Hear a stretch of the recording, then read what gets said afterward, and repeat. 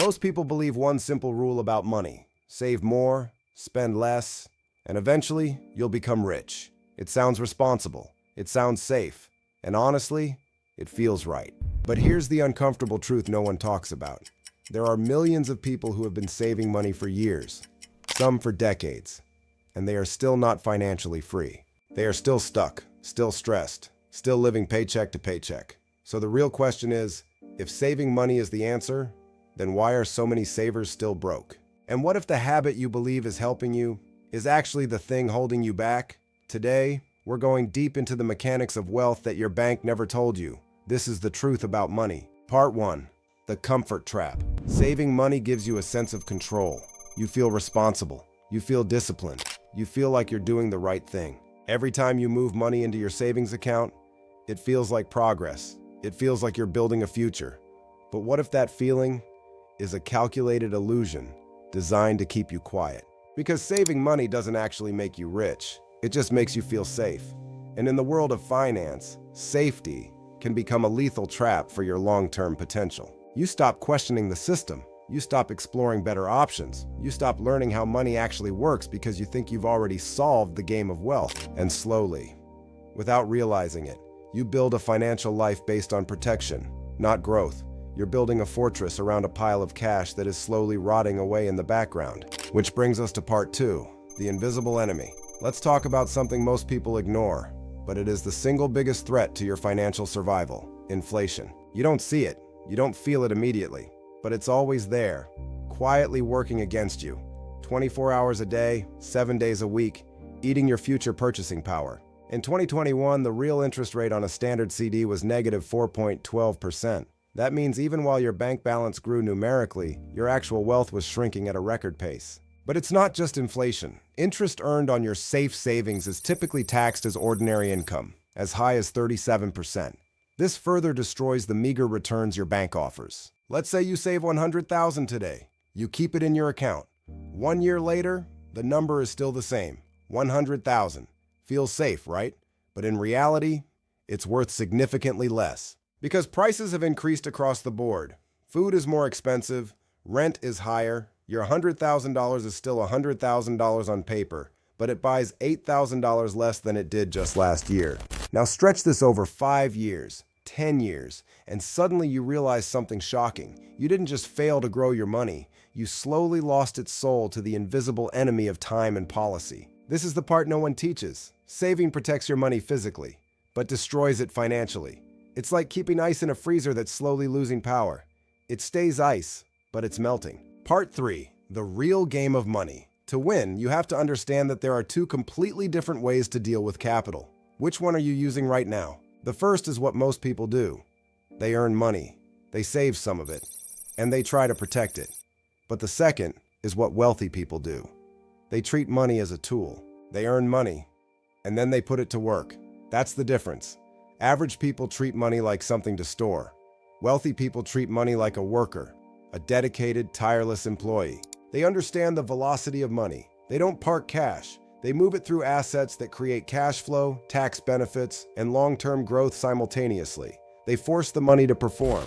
Sophisticated wealth builders get their money to perform more than one function at once. They use capital as leverage, borrowing against assets to fund new ones while the original continues to compound. Because they understand one simple principle: money sitting still does nothing. Money in motion creates wealth. Stagnant ponds grow algae. Flowing rivers stay clear and powerful. Choose the river. Which brings us to the core of the problem.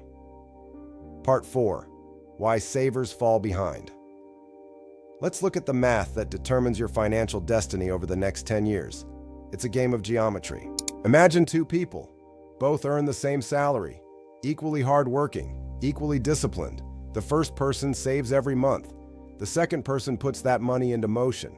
Everything else is identical. After 10 years, the difference between them is massive. Not because one earned more, but because one understood how money grows. Saving has a limit.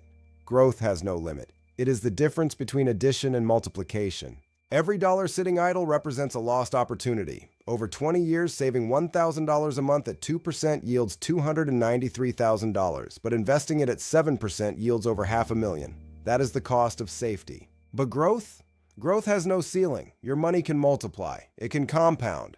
It can start working independently of your time. While you sleep, that money is performing, multiplying, and conquering. And that's when things shift. From survival to freedom. You stop trading hours for dollars and start trading capital for liberty. That is the ultimate goal of the wealth builder. That is why we move. Part 5. The psychology problem.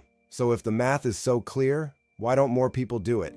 Because our brains are wired to prioritize today's safety over tomorrow's wealth. It is biological programming. Saving feels safe because it's predictable. Growth feels risky because it's uncertain. Humans are naturally wired to avoid risk at all costs. We prefer certainty over opportunity, even if that certainty kills our future. So we choose the familiar path. Save money, avoid risk, stay comfortable. But here's the irony. What feels safe in the short term can be dangerous in the long term. You're building a wall that will eventually bury you alive. Because while you're protecting your money, you're missing the chance to grow it. You are trading your future for a temporary sense of security that will eventually evaporate into nothing but regret. Part 6. The shift that changes everything. This doesn't mean saving money is useless. Saving is a necessary foundation, but it is not a winning strategy.